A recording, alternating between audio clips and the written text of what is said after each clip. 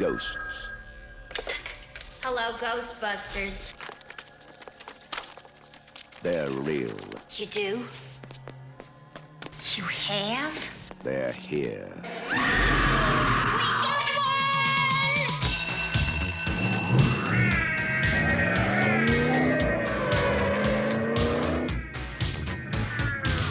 Ghostbusters. Hey, anybody see a ghost? They catch the ghost that won't stay dead. They're armed.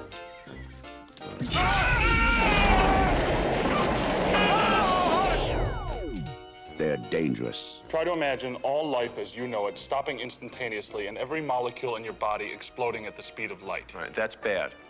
Okay. All right, important safety tip. Thanks, Egon. They're professionals. Oh, I'm the chairman of the largest paranormal removal company in America. You see it? They're all that stands between you and the end of the world. The city is headed for a disaster of biblical proportion. Real wrath of God type stuff. Exactly. Fire and brimstone coming down from the sky. Human sacrifice, dogs and cats living together, mass hysteria. Your girlfriend lives in the corner penthouse of Spook Central. You want this body? Is this a trick question?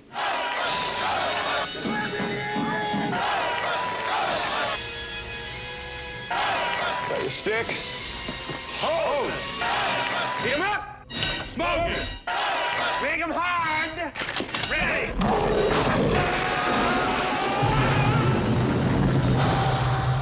Ghostbusters. Starring Bill Murray, Dan Aykroyd, Sigourney Weaver, Harold Ramis, Rick Moranis. Coming to save the world. Ghostbusters. We came, we saw, we kicked it. Okay, ladies and gentlemen, boys and girls, children of all ages. Yep, that's me, your host Jay with RB2. Reels, Booze, and Bros. RB2. Get used to the name, because that's what it's going to be. That's what we're going to tell you. That's how it's going to go. All right. Again, I'm your host Jay. I'm here with my co-hosts Brian and Nick. And what's going on? We'll be discussing Ghostbusters 1984. We've all watched it. I hope you guys watched it along with us and see how it is. So I'm going to give you a little bit of background of the movie. So, but first, with the booze part, we got the reels. Ghostbusters 1984, the OG. The booze we're drinking tonight, I brought over. It's called Altered Reality by 3 Threes. Am I correct? 3 Threes, nice. It has a nice Back to the Future, which is another great movie we'll be watching at one point. On this can, was it 8.4%? Don't forget how we see the flux capacitor. That's correct. For you people who we can't see us, it's over a podcast. There's Doc Brown's on the can. It has the flux capacitor that he goes. That's correct. There's the clock tower, and then there's the time machine, the DeLorean. Let's give a nice little taste. Let's go sample. Smell it. Smell it. Smell it. Smell it. Tastes so good once wish it hits around you. your mouth. It's very, we recommend it. Smooth. I always recommend, good beer. I won't steer anyone wrong from a good beer. Nice, It's a good nice booze. local South Jersey beer. That's right. Jersey in the house. Yeah. So I know this week I've been drinking a lot of cane. Brian, what have you been drinking? I know you guys had a nice Halloween party last night. You went to. What was the beer of your choice last night? Last night was because we're doing multiple consumptions of beer. I went simple and stuck with Miller Lite because I knew I was going to be able to Solid choice. drink all night on Miller Lite. Yeah, he wanted to stay. Doing, He wanted to stay hydrated. I got you, Miller instead Lite. of doing a 8.5% Keen. I don't know. I saw you had Coors the other day. That's true. I ain't gonna lie. I had a Coors. I felt a little hydrated. Nick over here followed. We were Untapped friends. So was Brian. So you can check that out. The caption said I'm feeling a little hydrated. I was at my brother-in-law's house. We had a nice little trick or treating. So I decided to start off with Coors Light. Well, Nick, what about you? Huh? I too have been on a cane kick. Had some of their pumpkin offerings recently. Their pumpkin collaboration with Rook Coffee for their. Yes, I saw that. How was that? That was delicious. Delicious. I have 2 more bottles that we can crack open at another time. I also had their. I was sticking with the fall weather theme, and they had their pumpkin spice chai latte. Ooh, IPA. It you was basic bitch. You. Oh, yeah, you know how it is. Give me my PSL. Just missing the Uggs and the iPhone. That's right. Yeah, We got it. Oh no, I had those online at Kane. That's right. They're called mugs, man Uggs. You know how we roll. All right, that's our going for the beer. Well, you be here sipping in the background. We're going too crazy. Again, let's go talk about some little Ghostbusters 1984. So here we go. Let's get a little caption of what the movie is. So 3 former parapsychological professors set up a shop as unique ghost removal service. Movie came in at a $30 million budget, considered to be a huge risk. How was the president say? Huge risk. He may not be our president long enough, but it's different time, different story. We don't care about that shit on this. And what was the year? What year was that filmed? It came out in 84. So 30 million in 84. Yeah. Like, think about that. Like, we're not talking 30 million now. Like, that's just like that's like 150. That's like a low budget film now. You know what I'm saying? Like 30 million back then. Like, they spent a lot of coin on this movie. And it was. That's it. It's a huge risk. And guess what it opened up to? What do you think? What do you think it opened to? How do you think, Brian? Weekend? Yeah, we think it opened to the first weekend. What do you think? I'm sure it had to make its money back. It's probably at least $50 million. You think opening weekend 50 million? Yeah, okay. I was gonna say close to double. Yeah, okay. Well, you guys are both fucking wrong. Not even close. Opened up to 13.5 million. Wow. Wah. I know. People don't realize how much of a good this movie is. But you know what? It made it on the back end because it went on to make a little over 296 million worldwide. So I think that's a success in my opinion. What do you guys think? Success. Huge success? Yeah. I got you. Huge success. And it spawned a second one. So, yeah, honestly. Second one became a franchise is what it is. They spawned several other things going on. All the merchandising going on. The TV show? Yes, the cartoon show that came on. Yeah. There's a couple of seasons of that. Then the horrendous remake that happened in 2014. I don't remember. I can't give a comment on that because I didn't watch it. So I'm not going to watch it. Yeah. I watched it. I would say Chris Hemsworth was Thor. He was very good. He was hysterical in there. I got a man crush on Thor. Yeah, he's good. Flexing the muscles in there. It wasn't too bad. The ladies from Saturday Night Live, they tried, but then it went in a weird direction. So, whatever. It is what it is. So, on Metacritic, let's listen to the scores on Metacritic here. It was a 71 out of 100 on the Metacritic score.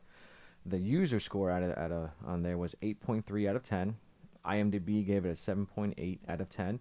Rotten Tomatoes, so a 97% on the tomato meter, and 88% audience score. So what does that mean? Overall, it was a fantastic movie. Right, Brian? Can you agree? I think it hit. All those scores are very, very accurate to how you would score this movie.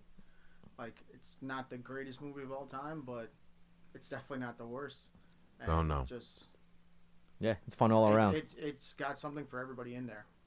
So, yeah, a 7 out of 10 or 8 out of 10, perfect score. Mm-hmm. Yep, exactly. Nick, so what do you think? Your thoughts on the entirety of the movie? Yeah, I'm with Brian on that, and the people who get paid a lot of money to make ratings. I agree with them on their ratings.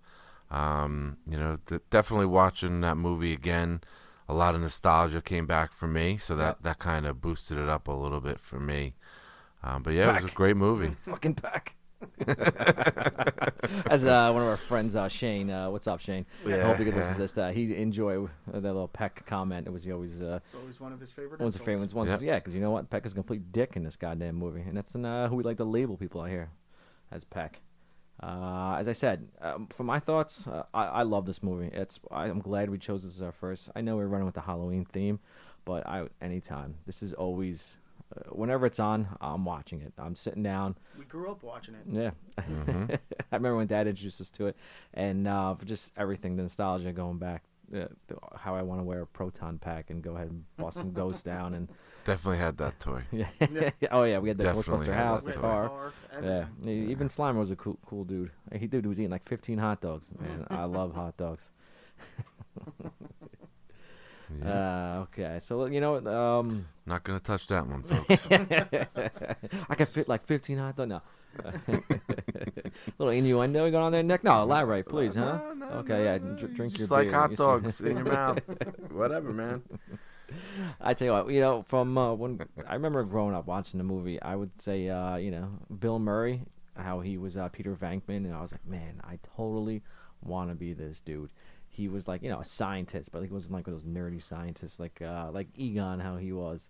Harold Ramis. It's just he was completely different. Yeah, from what you've seen in scientists before, they were all like the book type nerds, like no pocket protector for him. He was completely different. He was womanizer. Like, yeah. Oh yeah. I mean, scientist that's a womanizer. You're like, what? Dude's smart. He's hitting on all these chicks and getting them.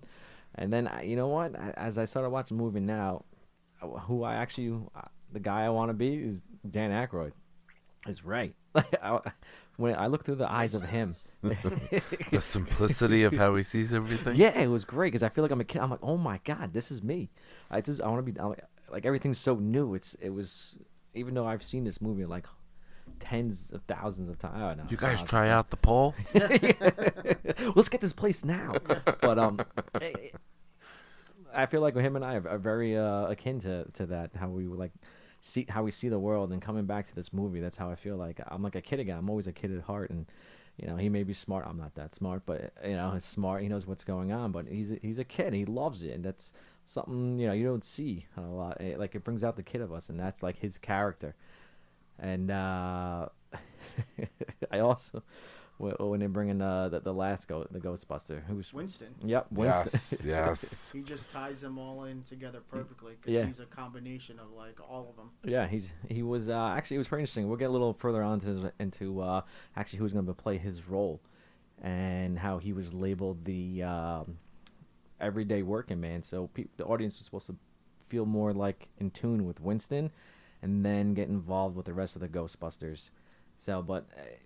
It was a surprise. Someone was supposed to play him. I'm not sure if you guys know about that.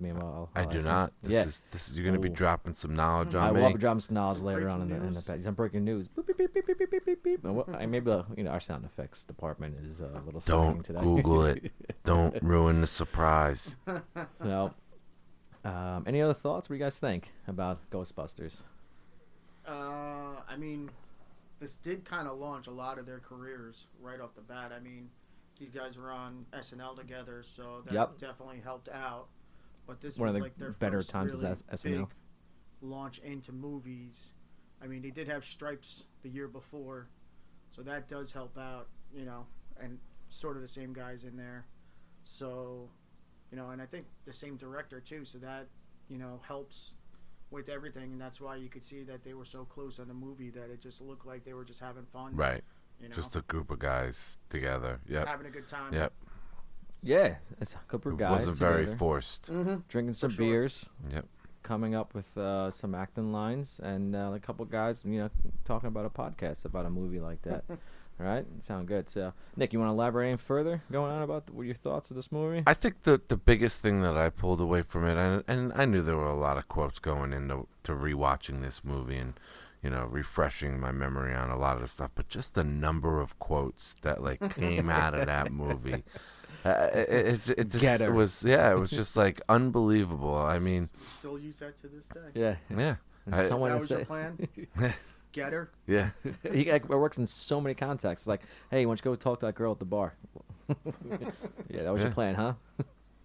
Yeah, I mean, for me, the big scene that it was rapid fire on the quotes was that the hotel as a whole had a lot, but then when they were in that ballroom, the scene in the ballroom, right? So you get they're firing at the thing, the chandelier comes down, right? and you get Dan Aykroyd's characters like, that's on me, right? And then Bill Murray follows it up, and the next line is, oh, don't worry about it, the table broke the fall, I mean, it was just rapid fire at that point. And we're looking at that scene to go back. It's he's you're gonna have to save some of that for later. You're gonna have so many. The flowers are still standing. We've always wanted to do that. Yeah, yeah, exactly. Or Harold Ramis when they're getting Slimer and Ray's like, don't look at it, and then Harold Ramis is like, I'm looking at it. I'm looking. Yeah, and that's just one scene. It's just one scene. It was the actual first Ghostbusting scene where they got called on and they got something. Yeah, that's great. You know what? Since let's go with that. For me, honestly, that was one of my favorite scenes too. I would narrow it down as the elevator scene at the hotel, where they're about to go into find the ghost that's there. It's Slimer, So they got their proton packs going. I want to say from once they get in there and they meet this random guy that's there. Yes, I know where you're wearing going his with nice, this. One of my favorite lines. One of his too. brown like trench coat with the derby hat. That's right, the hat on. He got the nice little like that. A cigar. Yeah, the cigar with that thick porn star You're mustache. allowed to smoke back. The 80s porn star. Yeah, he's probably about like 5'1", weighing like a good like 250. And he's looked at me. He's like, "Hey, what are you, some sort of cosmonaut?" I love that. From there all into the elevator, and must be some big roaches. Because as Venkman says, what's going on? There's a cockroach problem on 12. Yep. Must be some big roaches. And he just turns around and just looks right back at him. Bite your head off, man. Yeah, that's right. And then they go and they head into the elevator, and they look at the guy, and they're like, "You coming up?" He's like, "I'll get the next one." And then from there, I would like to take that, and also inside the elevator when they start talking about the proton packs, like, "All right, what are we gonna do?" Yeah, they never say. Yes. Yeah, we're both wearing an unregistered nuclear thermal pack on there. He goes, "All right." Ray's like, he's like, "Turn me on." Turn me on, and they both turn it. Egon starts like moving to the left, like they're about to explode. I blame myself. We never test. Oh, fantastic. But even then, that whole, because you could, I don't know if you want to count that as all of one scene. I do. I like to say that. Because then it goes from there to the hallway when they get scared by the cleaning lady. That's right. Right. What the hell are you doing? Yeah, dude. Yeah. Dying. Yep. They're like, okay, a successful test of the proton pack. Shooting all at her. Yeah. I mean, what does that say about New York in the 1980s? That these guys fire this thing off at this lady. She ain't running away scared. She's saying back to them, "What the hell are you doing?" Exactly. Just picking up her toilet paper that's on fire. Then when you actually see Slimer for the first time, and you can hear, and Ray's talking to Peter, and then Ray's also talking to Egon. So you got to come downstairs. He's like, "Ray, I think he could hear you." yeah, because that was what was it was Ray that shot at him first. He's like, because he's eating like that's the point where he's eating all the leftovers or the food outside someone's room. Yes. And then he shoots at him. And he goes the room through. service court. Yeah. He's an ugly little bugger, isn't he? Yeah. Ray, I think he could hear you. Yeah. That's right. When they're down the hallway, he just charges him. He doesn't move. Yeah. He just lets him come right at him. Uh-huh. He slimed me. Yeah. And he got Egon on the radio. Goes, "Great, Ray." No. That's great. Save some. Yeah, save some for me. Yeah, I got this goo of snot all over him. And then eventually getting downstairs into the ballroom itself, where, like we said, there's just so many lines from the ballroom. We were just naming them. Yeah. The flowers are still standing. Yeah. Yes. Come here, fat boy. As I would like to backtrack. I say that's probably my number one favorite scene is that little elevator thing, and then just the start of the movie of when we hit it before is when the ghost, the old librarian, we're going in there. I'm not even saying that. I got the opening scene. It's with the music. It just sets up everything how Bill Murray is as a womanizer in the movie. Yeah. When he's doing his like psychoanalysis of the two students. I had that. I love that scene too for that. Just how it sets up the characters. Yeah. Exactly. Did such a great job of it. He's trying to hit on the girl the whole time, and he's like, "Can you see these?" Yeah, can you see? She's nowhere near it. Nowhere near I it. think I see squiggly lines. It's like a triangle happy face or something like that. You are a phenomenon. Yeah, I wrote a little note on that one that like just the details on that where like even the kid he's chewing the gum and he spits it out when he gets shocked, you know, like just how to like get shot. Like the little details like that, and then you go back to your raise a kid comment, like he storms into the room and he's like all excited like a little kid, you know, like we got it, yeah. A full body specter. Yeah. So yeah, like I said, the opening credit, like how they set it up to who they are in the movie, you're just like, this is gonna be good. So I gotta tell you a little story about that opening credit, right? So when we watched the movie, we watched it with two of our friends, a couple. They'll go unnamed for right now, but a couple that we were close with. They were over and we were watching it, and the boyfriend he doesn't really like the scary movies. So when we were watching it, we were telling him, it's a comedy. Don't worry, it's not a scary movie. You hear Ghostbusters, you get a little worried, right? Yeah. So we watched the opening scene, and the part where the ghost turns into that like scary ghost. He immediately turns around and was like, "I thought you said it wasn't a scary movie," and I'm like, "Dude, I promise you, that's the scariest part of this movie." Get her. The library. Yeah. Like when they're in the library and going and they're like just asking the questions to the librarian itself. It's like when he goes, "Are you menstruating?" And then the head of the library is like, "What does that have to do with it?" I'll back off, man. I'm a scientist. That's what I thought. Like, man, that's the science kind of good dude I want to be when I grow up. You menstruate. Any history of schizophrenia in your family? Yeah. Well, my uncle thought he was so and so, and he's like, "Well, I would say that's a yes." I got you, and I like to bring it back to towards the end of the movie of when they asked Ray, as I said, when Ray chooses the Destructor, and the Stay Puft Marshmallow shows up, he's like, "It just popped into my head."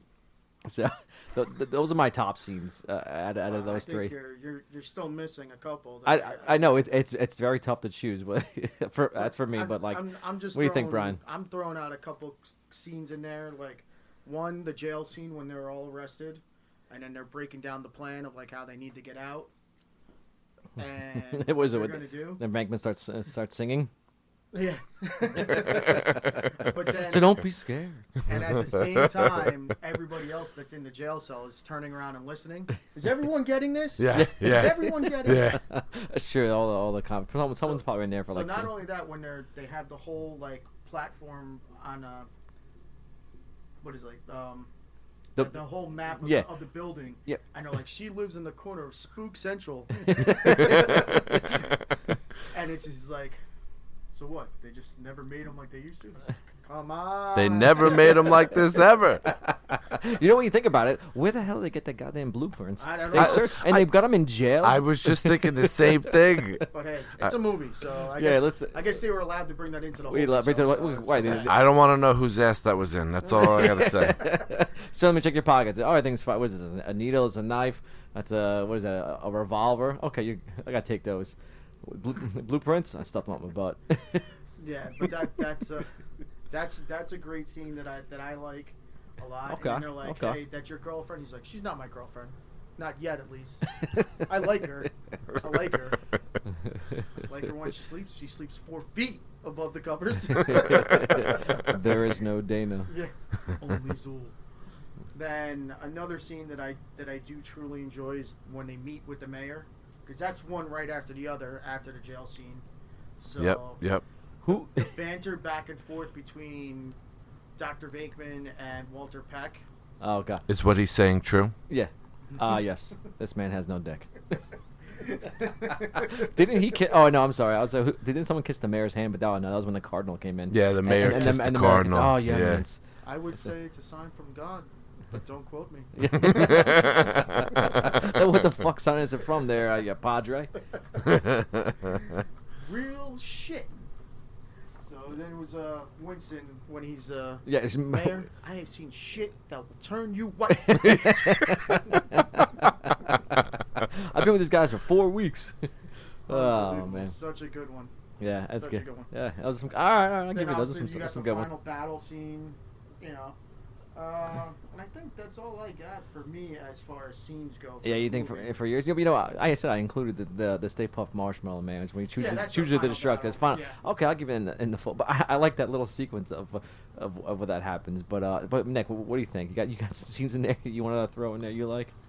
I mean, I love the scene with Peck and Murray when they first meet for the first time. Yeah. That was a great scene. Yeah. That was a great scene. Come on, who's this? You didn't say the magic word? Yeah. May I please? What is the magic word? Dr. Venkman. Please. Duh. Yeah, I got you. Yeah, well, who gives a shit? Well, first of all, I didn't even know about this. Looking about EPA or The whatever. EPA. Yeah, full of shit. Environmental Protection Agency. Yeah. You know, that guy, who plays Walter Peck is a dick in all those movies. He is. Actually, that was like his MO for like the longest. Yeah, he was a quintessential 80s bad guy. Yeah. Kind of. A dick. Straight up. I'm going to be honest. I don't remember that dude in anything else. Real genius. Yeah, he was. He was the one that stole the plans from Val. Oh my God, another great movie.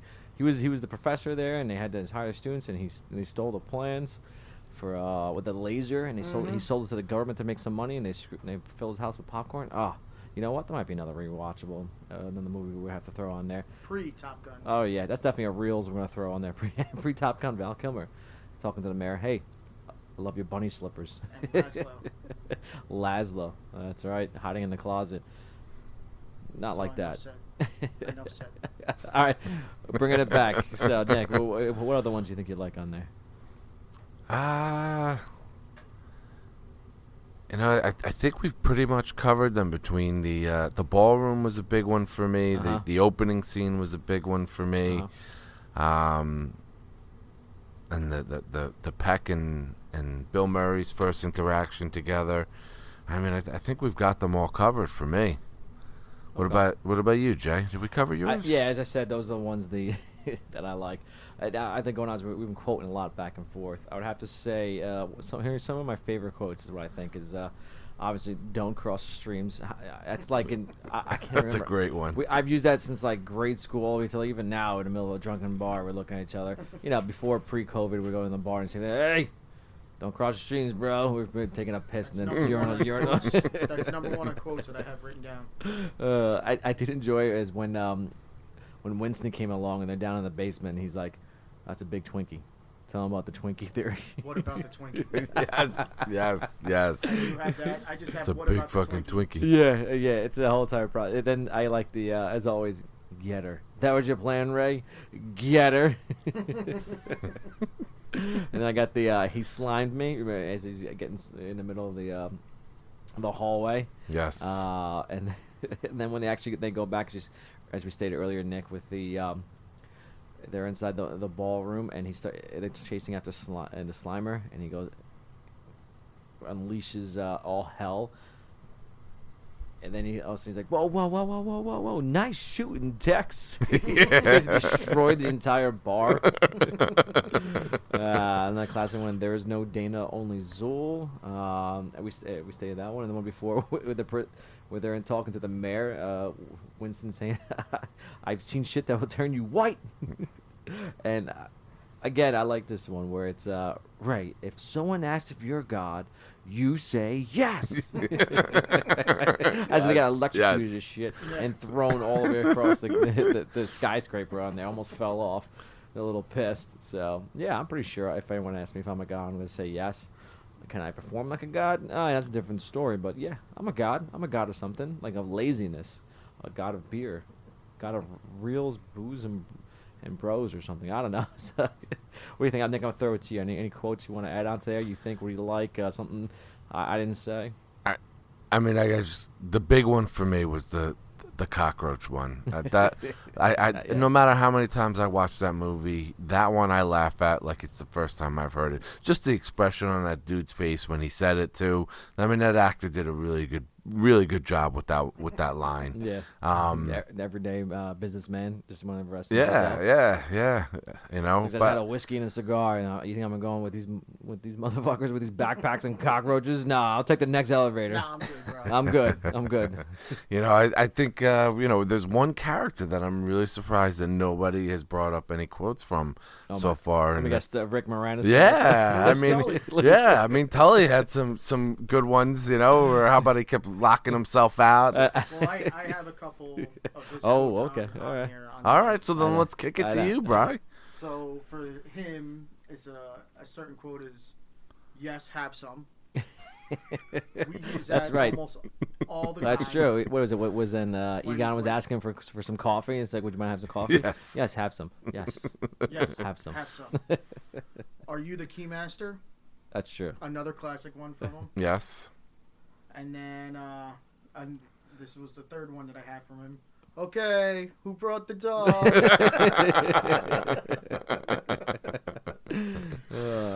I think other than that... Yeah, bringing up the next tenants meeting. I think basically we've quoted almost everything that I could think of, like what we said in earlier parts of this podcast. But the one that we did not mention that I love, and it's in the beginning of the movie, and it's Bill Murray talking to Ray. He's like, "Don't worry, everybody has 3 mortgages nowadays." Yes, that was a great one. But at 27%, you didn't even argue with him. Just from a bad business practice. That is, you didn't even argue. He's like, "No, we got it." Yeah. That's what You're never gonna forget this. Yeah. So what do you think the tactic in there is? Say, listen, I want to go in and mortgage this, get a loan. What can you do for me? And you have Peter Venkman there, and the ladies' man, who's half in, half out. Yeah, of course I'll take another beer. Right. Nick over here is gonna step away from the microphone and get us another booze for us, so we can discuss some more. Anyway, back on topic. So they're inside the bank talking about this this loan they want to get, and they're gonna mortgage off. What was it? Another house they had? It had to be. I can't remember exactly. Ray's parents' house. Yeah, it was Ray, as you can hear Nick left, way in the back. They left it to him. So it was Ray's parents. They left it.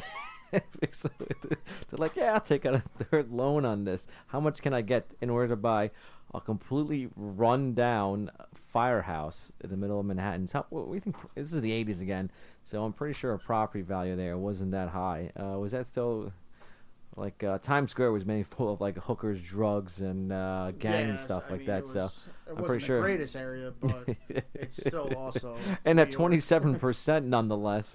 So what do you think this is actually like? We think like 300. Is it 300? No, it can't be 300,000. You think maybe that No, that mortgage was that property was probably about 50 or 60,000. 50, 60,000. Oh my God! Imagine what that is. I can get that now. Let's take a moment to think. Let's think. Okay. Yeah. So this booze brought to you by, what is this? Jack-o'-lantern. Okay. This is a Source beverage. Oh, Source, a great local. It is a triple cream ale. I don't understand how it could be triple, but it is a triple cream ale with coffee, creamy, malty. All right. Hey, just as I opened up, I could smell. I was like, "Is that coffee?" Very first, I think it's fantastic. Delicious. Yeah, very good, very good. I like that. Anyway, so 27%. Oh my God, that's like someone who has a credit of like 200. Yeah, I mean, we don't even have credit cards nowadays that's that high. Yeah. So that's probably like when I was in the military. They have the privates go outside and they'd sign away their life just in order to get themselves like a 95 Mustang. They'd be paying like 21% APR on that. So, I got you. So anything else, Brian? Is that what you got for the quotes? Or any like quotes? Yeah, that's all I really got. Yeah. I don't think we could really do any more, because if not, we'd be quoting the whole movie. Yeah, we're here all night just talking about the movies. So that's that for quotes. I want to go on to we said we got scenes. I don't know. I guess this might be time for the awards and what we think what's best and what's not. For the quotes, the movie scenes, best character. We'll just go for these 3 right now. As the time goes on, we might change. What do you think we should narrow it down to? Let's get like 3 going on. I'm gonna nominate one. Obviously, I'm gonna say. For which one are we going with first? Favorite scene? All right, favorite scenes. Yeah, I'll do some favorite scenes. Favorite scene first? Yes, I think I'm gonna nominate the elevator scene from me once they meet the cockroach man, cosmonaut. I don't know, whatever we should call him. Until they turn on their proton packs, and once they exit there, I think that's I didn't realize how hard I laughed at that scene because I knew it was coming, but I forgot. When they're in the elevator and they turn their proton packs, and they're like, "Oh shit, this might explode on us." Like edging over 2 feet is really going to do anything. Yeah, it's going to help you. Yeah. A confined space of like 4 feet. Like for me, I love that scene, and that's probably the top 2 scenes for me because I consider that like one gigantic big scene because it's like 8 minutes long probably, because it just sums up everything that they're going to do. Because like they have no idea what they're doing just yet until that moment, and sounds they like don't even sounds like know, us right now. They don't even know if the stuff's gonna work at all. Oh yeah, yeah. So it it- actually and sounds like it- us and with it- getting yeah. this stupid podcast on top. So that really like defines them as the Ghostbusters right then and there. So like I think that would be my scene, probably my number one rewatchable scene that they have, because you just like it's just so good, where it's like setting up everything that they're gonna do later on. Yeah, it's true. So- It's true. You got an idea of. I wish Winston was in that scene just see his thing. Yeah. But you get the main three core that's going on, and then Winston comes along. Just imagine what he would have been in there. Yeah, But you're right, that you're would have right. been an interesting. Yeah, interesting little- dynamic going yeah. on. You got the full team. So Nick, what do you think? You want to throw something in there? So you're sticking with your brother on the favorite. I just want to make sure I've I got like this. that as one, like that's probably my favorite scene. I'm 'cause not it- gonna argue it. I just I like before I that as- continue to mine, I don't want to steal anything from you. I don't want to think steal your that- thunder. I think that's my favorite scene in the movie because it sets it up. But then also, how could you? I love the ending. You know. Yeah, that's exactly what I said. That the final fight boss Yeah. scene. I guess you can say if you this was a video game and the RPG And going. I just We're gonna thought fight of the I just final thought of a boss. quote. Oh yeah, all right, lay it on us. Don't hold back. From the final battle scene when they're walking up the stairs. What floor are we on? I think we're somewhere in the teens. Just let me know when we get to 20. I'm gonna throw up. I said every time we get up like 5 stairs. There's one that I think we forgot from that final scene. My girlfriend's a dog. Oh yeah. Yes, yeah. Wow. She's a dog. She's a dog. Okay. So what do you think, Nick? We got. I guess we're well, for Brian. I want to say I got the elevator scene. Are you doing the entire I'm gonna do the entire like elevator the elevator hotel scene. until the part where they ask him? It says $5,000. I will not pay it. Yeah. Fine. We'll just put it right back in here. I assure you, your room will be ready. So I'm gonna have to go with that first scene with Venkman and the 2 college students. I really did love that scene. Like I said, that's great. I really felt that it set up a lot of Venkman's character and Ray's character. Oh yeah. And I just thought they did a really good job. Even the 2 students did a good job in their roles, really helping to build that character to show how Venkman really he's kind of an asshole. You know, kind of. yeah, he's kind of an asshole. He's You a know, freak. he's No, I agree. I think Could it be a sets sack up, of shit at I think times. it sets up their characters very, very well. And then, like I said, leaning into the other scene that we both like, the hotel scene just sets them up as they're taking the next level to right. Ghostbusters, and you're like, that's That's right. Establish who they are.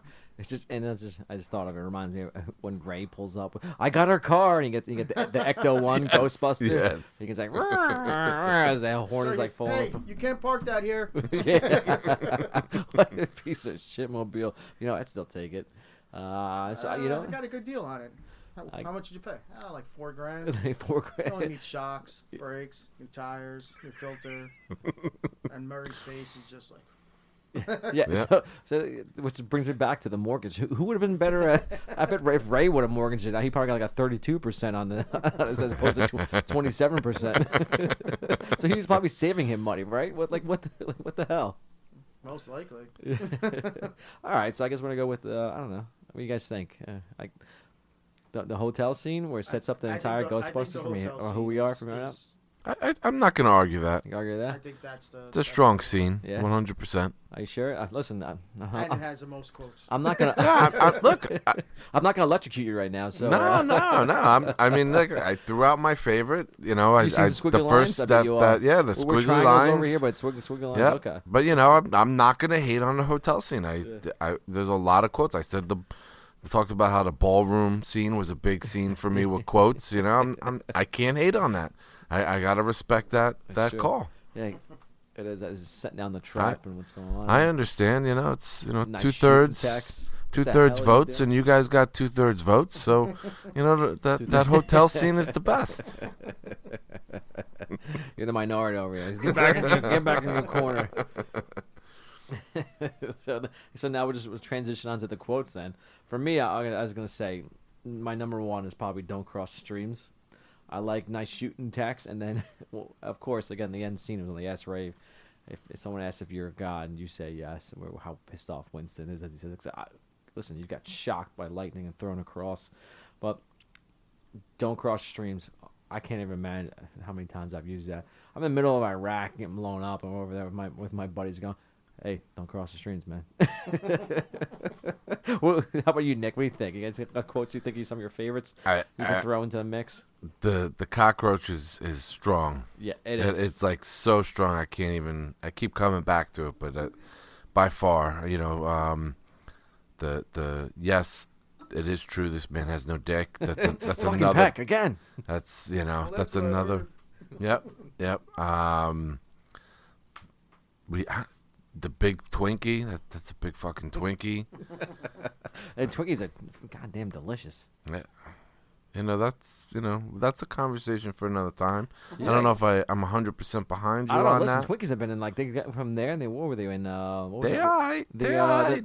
zombie movie, right? Zombieland. Yeah, it was Zombieland. That's right. Where Woody Harrelson's the entire premise of the movie is looking for goddamn Twinkies. Remember, they have an expiration date. Do cheetahs stretch before they attack?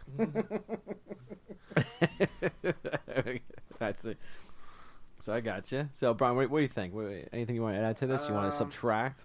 No, I like divide. All those. For me, I think the ones that I still use on basically not everyday basis, but at least during the week that will always come up, especially going out, is yes, have some. I love that. It's so stupid. Rick Moranis is so great because he's so messed up at that point. He's got the big giant thing on his head. Oh yeah, he's got it's the colander. Yeah, the colander. Yes. The colander. Yes, have some. And he just have some. Yes, have some. I mean, I love an 80s sci-fi movie that uses a colander to scan a brain. Yeah. Like, that's great. Yeah. And like I said, I still love the Are You the Keymaster? That's another good one. Oh, man. He Slimed Me. So I think those are pretty much enough. And the flowers are still standing. Yeah.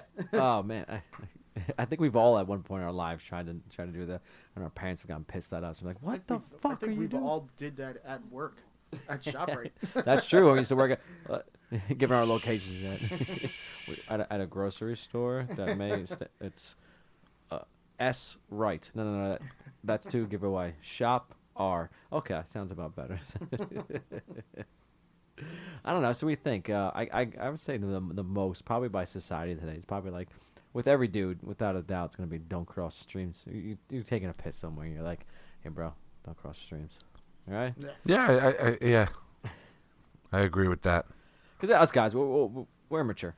Of course, that's going to continue out. You never grow. Yeah, I do appreciate you, though, telling the story that it's like we're being gentlemen and doing it at a urinal and not on the side of some building or in a field. Definitely appreciate that part of it.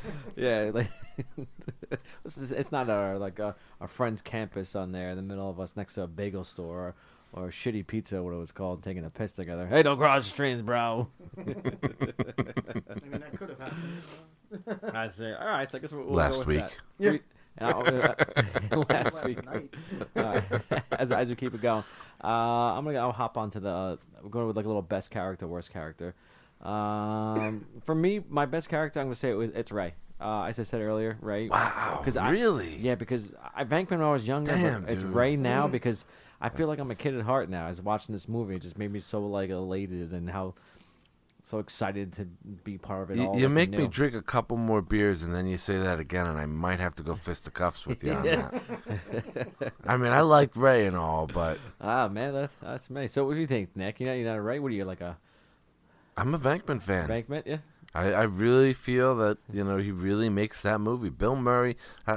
Honestly, I really feel that's some of Bill Murray's best work. The role that he played and how he played it, and just. I thought he did a great job, really great job. Yeah, he was like I can't argue with that. Without a doubt, Bill Murray was the lead of that role. Without him, that movie I don't think it would be as popular. It wouldn't have been the same. Without a doubt, Brian, what do you think? I'm going to agree with Nick. All right, outnumbered. Okay. I think Murray makes the movie. How's it feel? If he's not, okay. in the movie, I don't know how this movie is the same or No. anywhere near it. Like he definitely steals the movie for me. Yeah, I got you.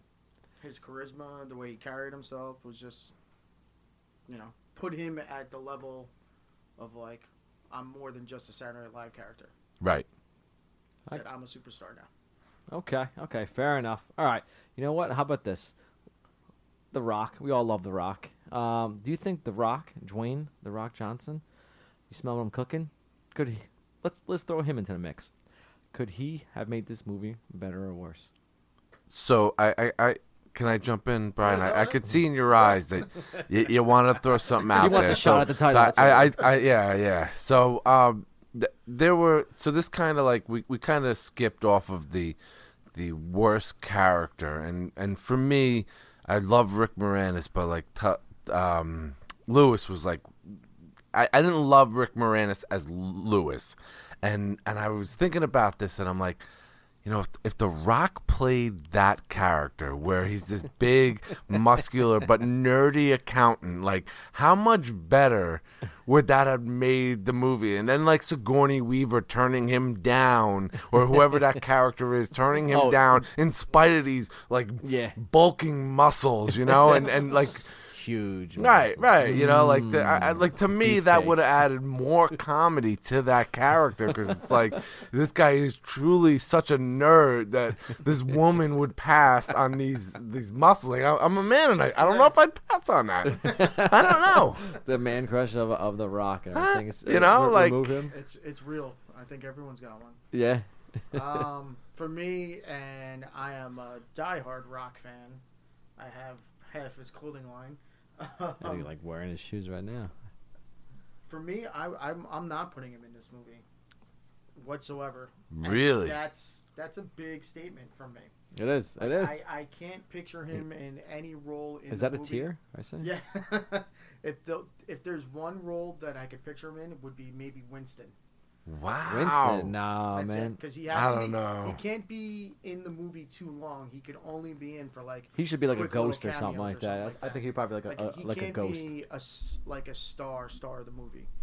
I agree. It has to be a small role. Yeah, a small role. That's why I think Winston would be perfect. Up and for him coming if Rock. He were to do it, but I can't see him in this movie. I tell you, I would have to agree with Nick on the worst. I wouldn't say worst, but low on a totem pole character is Rick Moranis. As much as I loved him, I love the way how he did. It's at times he annoyed me. He was such a stalker. How did he know every time? She would come in the hallway and he'd lock himself out. I'm like, you tool. And he watching that now, it's like, this is so terrible. I know. He's like, hey, we're gonna have a party. Come bring over Things your that friends. you can't do in 2020. No. Like, is he like looking at his peephole the entire time? When he hears the elevator, does he have like some sort of motion sensor going? I don't know. Like, so it's just a tad bit creepy on my part, but he still was funny with the lines and everything. I mean, for me, worst character. I mean, I'm already outnumbered. You guys already said Louis Tully, so I'm gonna go Dana Barrett, Sigourney Weaver. Nah, man. Nope. Now we're going fisticuffs. Now we go. All right, that's an automatic. That's it. Really? That's it. Take your shirt off. Really? We're fighting. Shirts off. She didn't really do much for me. She was okay in the movie, but it was nothing like move the meter. Listen. Can you elaborate on what didn't move? It's the no meter? Alien. I understand, but like I feel like she just played a very generic role, and you could probably got somebody else at the same time that could have did the same role. So who would you like instead of Sigourney Weaver? There going on. Going to the 80s. Oh, yeah. Geez.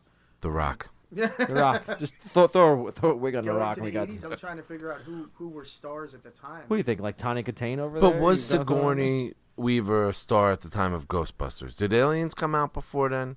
Enlighten me. I don't remember. I want to say it was. I don't think she was a star. No, she probably wasn't like a superstar, but I don't know. I can't remember if that movie, if Alien came out before Ghostbusters. I feel like it would have to come out after. I'm going to the old Google. Yeah, bro, it was 1979 when Alien came out. Wow, The second yeah. one's 86. All right. Yeah. Shame so on then, me. yeah.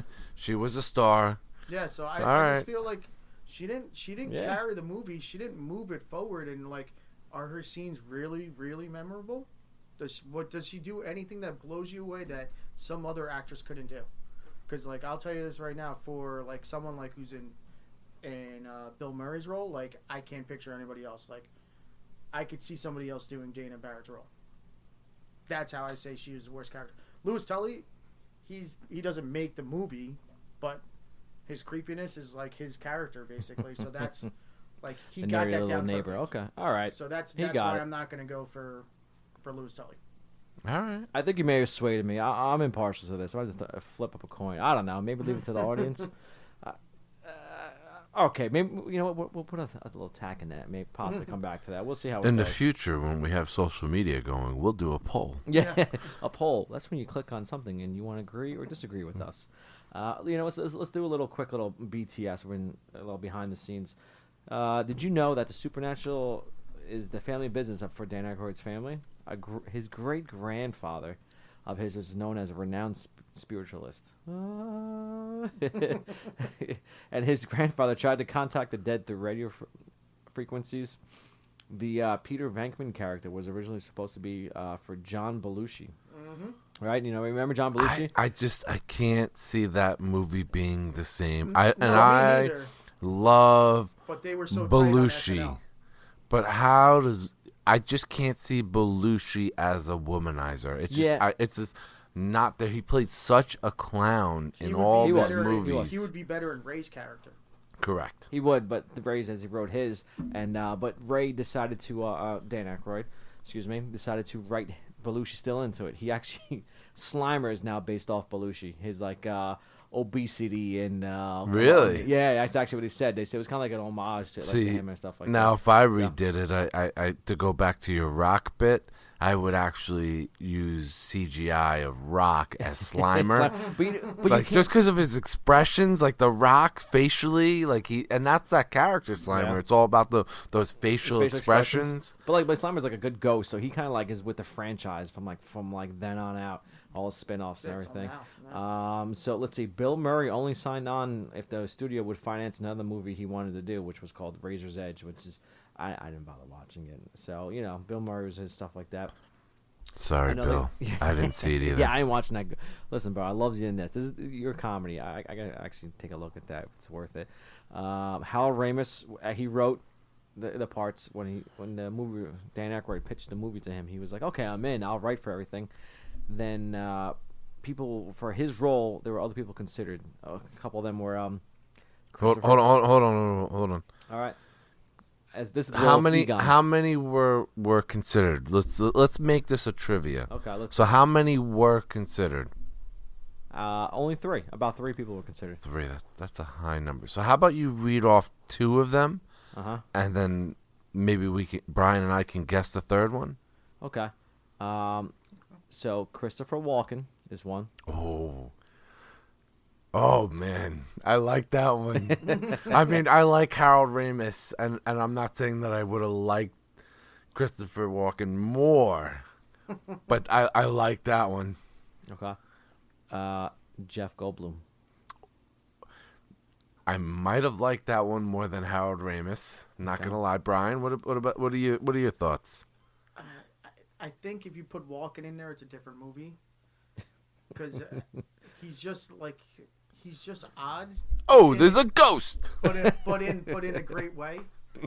But Jeff Goldblum is definitely interesting because this has got to be right after The Fly, right? The Fly was the early '80s. I think so. Yeah. So he's probably still. It's probably like Jurassic Park scientist. Jeff Goldblum. Yeah, he kind of like. He fits the bill. Not like Thor, Ragnarok, lanky, Guardian, having orgies in the spaceship. I got you. Okay, now there's a third one. I'll give you his first name. His first name is Christopher.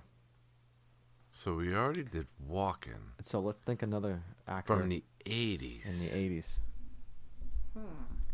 Christopher. So this is going to be like for him to give us the first name. It's got to be a Christopher that we would have never have thought. Exactly. Would you like another hint? Okay, so was he a big TV star or a big movie star? If you're going to give out. He was in a classic 80s movie and also was a scientist.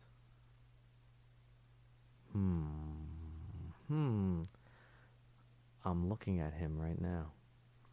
Well, I mean, that's easy for you. Your laptop's I'm the not back looking of at a it's laptop. facing me. So Oh, my goodness. What I'm looking at is a little Randy Marsh. I am a pandemic specialist. I'm actually it's in front of Brian. So a scientist from the 80s. We talked about a beer earlier we had in the show. Wow. No way. Christopher Lloyd, Doc Brown. Wow. Flux capacitor himself. Not loving that one. Yeah. I'm not loving that one as that role. I think Goldblum works the best. Yes. With hands. I would go with Yes. Goldblum, replacing Egon. But then he realized Hal Ramis wrote the part for himself as he started realizing, holy shit, this is actually me, as he wrote that. So that would be pretty good. It would be interesting to see Jeff Goldblum as Egon. And here we go. I stated earlier in the beginning of the podcast, the character of Winston. Who do you think was supposed to be him? Eddie Murphy. Yes. Fucking yes. Wow. It was supposed to be Eddie Murphy. And what is the reason why Eddie Murphy did not want to do this movie? That I don't know. Was he making Beverly Hills Cop? Motherfucker, correct. Wow. Yeah, Jesus Christ. This man's an expert. He is. But once again, Saturday Night Live. These guys stayed together. They all stay together. So Winston. Can I tell was you supposed to be something made- though? Yeah, go ahead. Sorry, before you continue on, okay. I have to say It's your show. that it's our show, okay? This man has no dick. It's bros. Bros. It's not a Z and S. I know from Jersey. I think that not having Eddie Murphy in this role was probably for the better. I don't think that he could have done better than the guy that played him. That already played him. I don't. That's me. Yeah, I think Eddie People Murphy could would've probably been great argue in- with me. I think he would have been great in the role, but I think it's also too small for him. It would have. Well, he was still in his younger 20s because he was 20, Yeah, but early he 20s was- when he made Beverly Hills Cop. Would have been the same when he made Ghostbusters. But at the same time, Eddie Murphy Raw was out, so Right, his stand-up at that so point he was was on big. top of the world. SNL was It's big. true. It would have been him and Bill Murray competing for who's the alpha male on set. So it would have been very tough. But it's interesting though, just because they said the character would have had a much more a bigger role and would have been introduced earlier. So we probably would have seen him at the hotel scene. Just imagine the shit Eddie Murphy would have been getting into on inside the hotel. Make it a rated R movie. Possibly. Nah, I don't know. It depends. At that point, yeah. Well, it depends because his comedy, yes, was R, it's which is not fucking Eddie my Murphy favorite kind of now. comedy. Oh no, it's not Dr. Doolittle.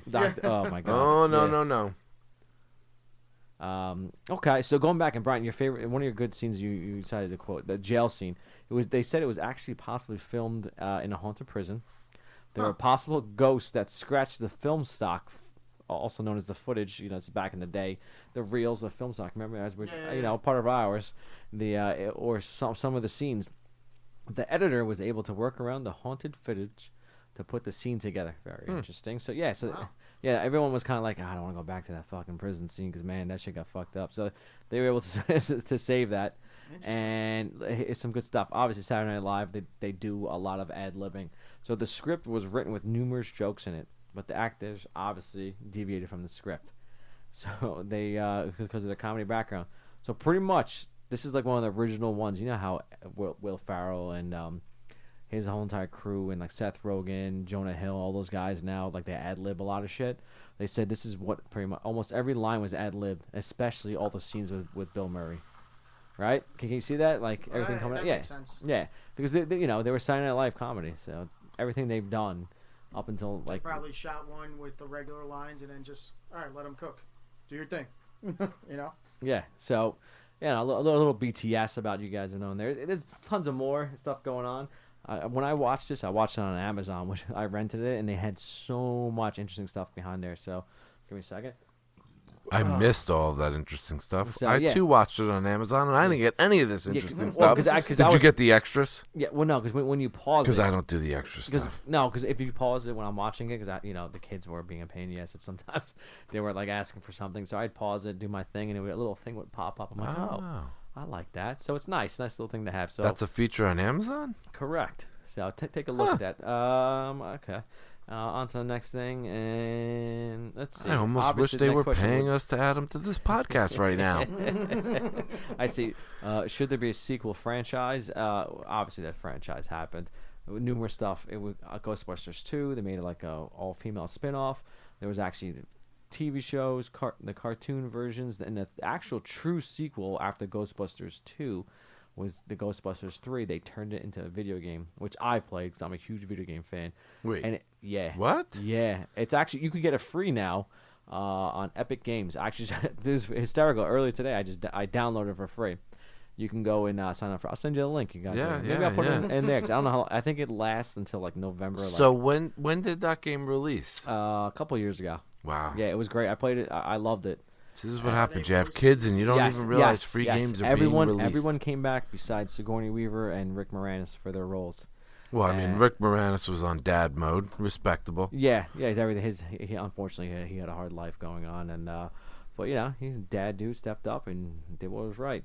Sigourney Weaver, I'm not exactly sure why, but you know what? They got Bill Murray, they got Harold Ramis before he passed, and Dan Aykroyd, and Winston. His name, I forgot his name just now. I can't believe I forgot that. Can look it up, bro. Brian looked at the stats. So they made a video game out of it. Ernie Hudson. I'm sorry. Yes, I'm sorry, Ernie. I can't forget your name. Ernie Hudson. So they brought them all back, and it was great. So I recommend playing it. And, another question. Can this be made into... Obviously, Netflix is a huge thing. So is HBO, given Game of Thrones, something like that. You think we should make this into like one of those series? What do you guys think? I'm saying no. Because that you can contain it in a movie.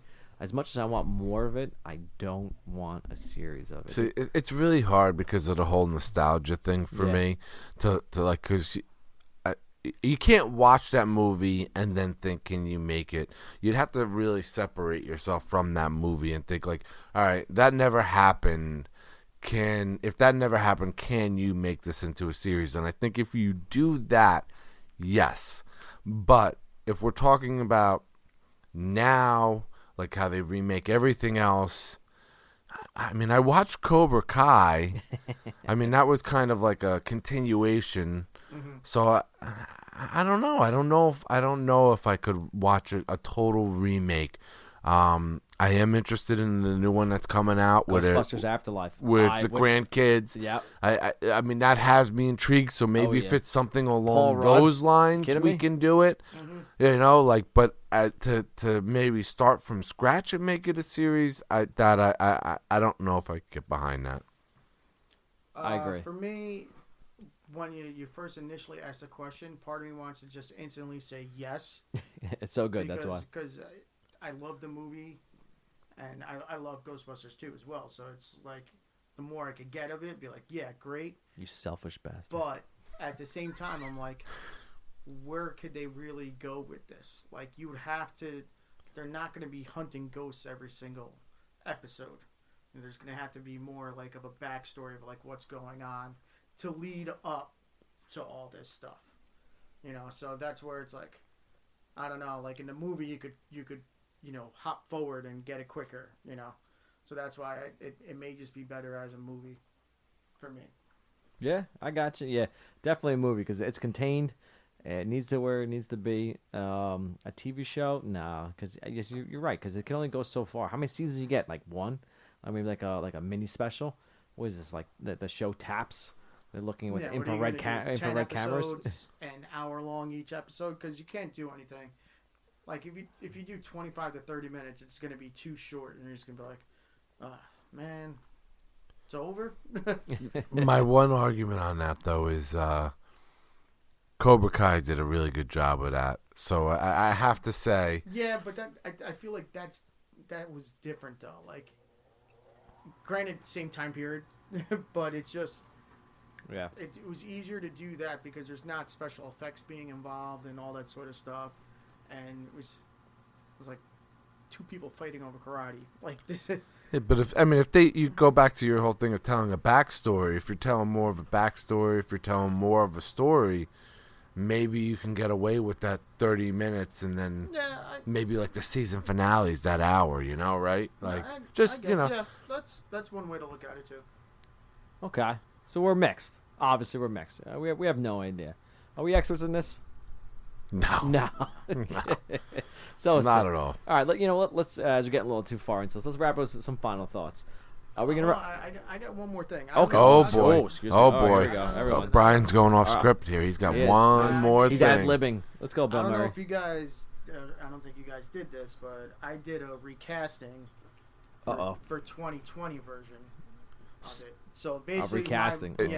My version would be like we're keeping the same movie, but we're just updating the actors. We're not changing script. We're not doing like when people say we're redoing a movie, they change the whole goddamn movie. It's just a full-on total reboot of the same thing, but with 2020 actors. Okay, so I'm not hating on this. I actually made a note that like it would have to be a full reboot if they were to do a new movie, right? Mm-hmm. And for me that cast, just like it made the movie in 1984, it did. that cast is what's gonna make it in 2020. So all right, go ahead. Right. So lay it on me. Playing off of the cast, and I was basically kind of looking for guys that looked somewhat similar to these guys, somewhat build and sort of stuff like that, but also a closeness, because that's what you saw in the movie. So, Dr. Bateman, James Franco. Oh. Ray would be Seth Rogen.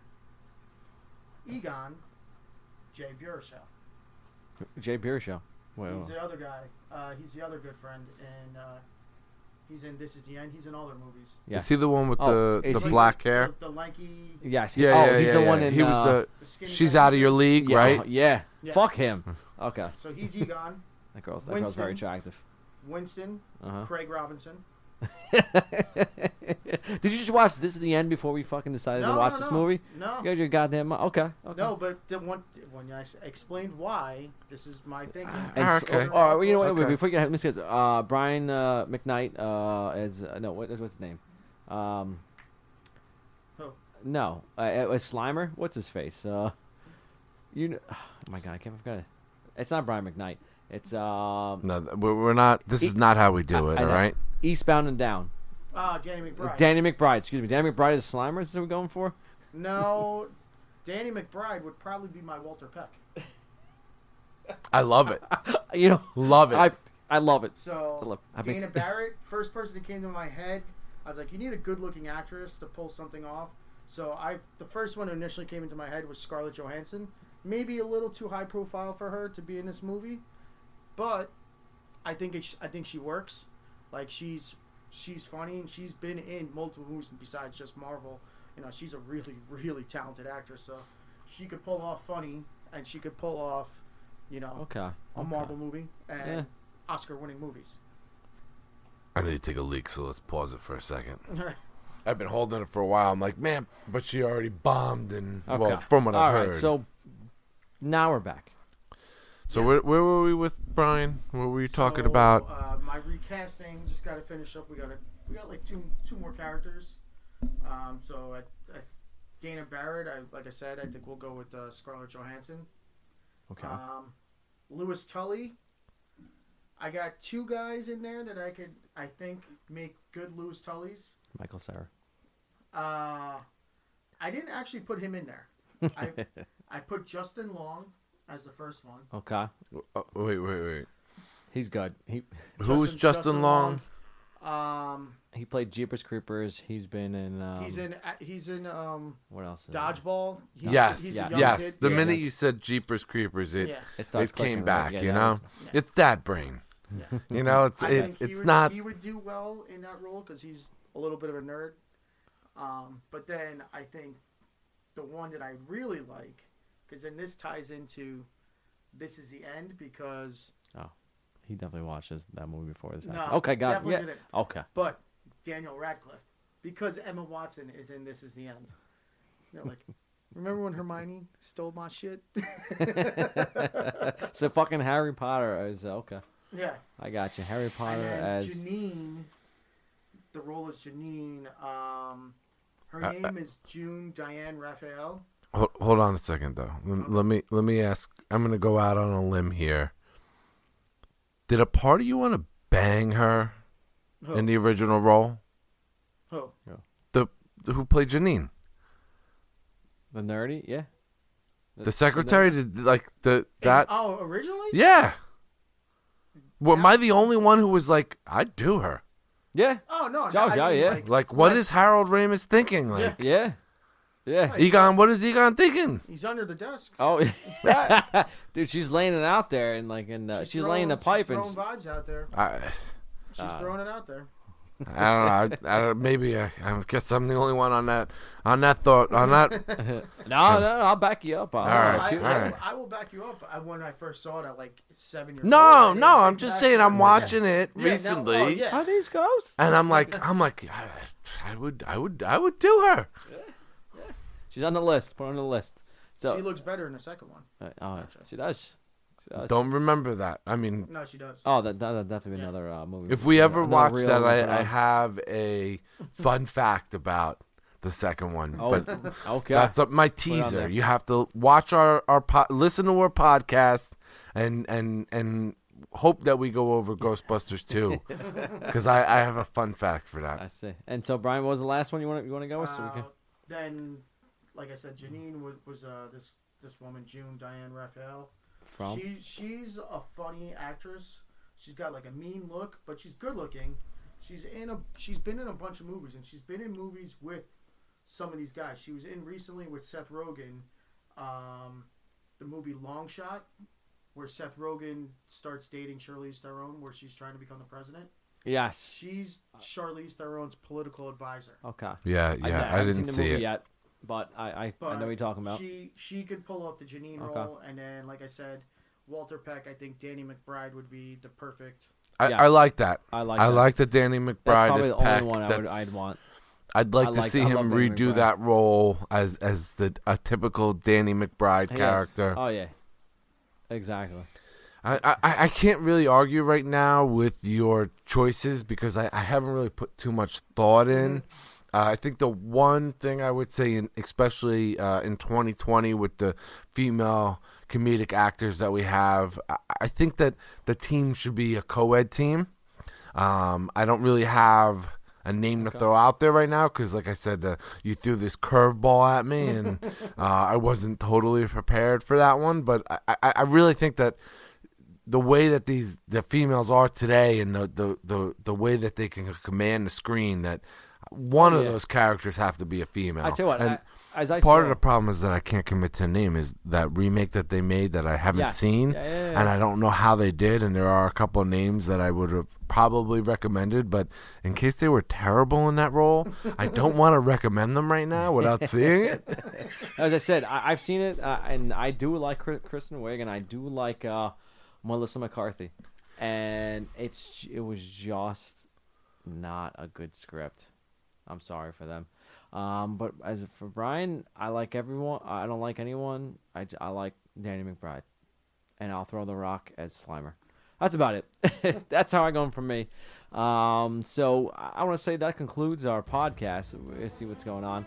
And we're going to do our next one's going to be, right now, let's like table talk. We got a couple of them. Coming to America is one I think we're going to do. Rocks, paper, scissors, shoot. What do you think, Brian? Throw out a movie for our next podcast we're going to talk about.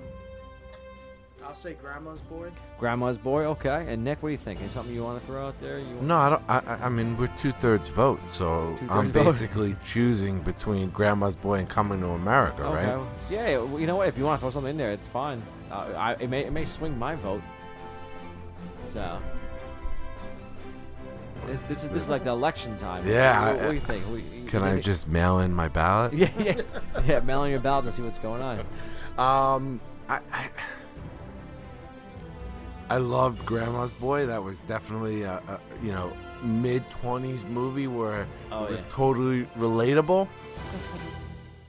But I think that I'm choosing between the two. It's got to be Coming to America. All right, here it is. Ladies and gentlemen, I'm fine with that. Nick has decided Coming to America. He's the final vote. He cast it in. He put Two-thirds his in. 2/3 in. What's up? Okay, Coming to America, starring Eddie Murphy and what is it? Arsenio Hall. Oh my God, it's James Earl Jones as the king. Yep. All right, tune into the next episode. Let your soul glow. All right, this is RB2, Reels, Booze, and Bros. RB2, Reels, Booze, and Bros. Thank you for tuning in. You can check us out on social media and anything that needs to be afterwards. All right, take care. Bye-bye.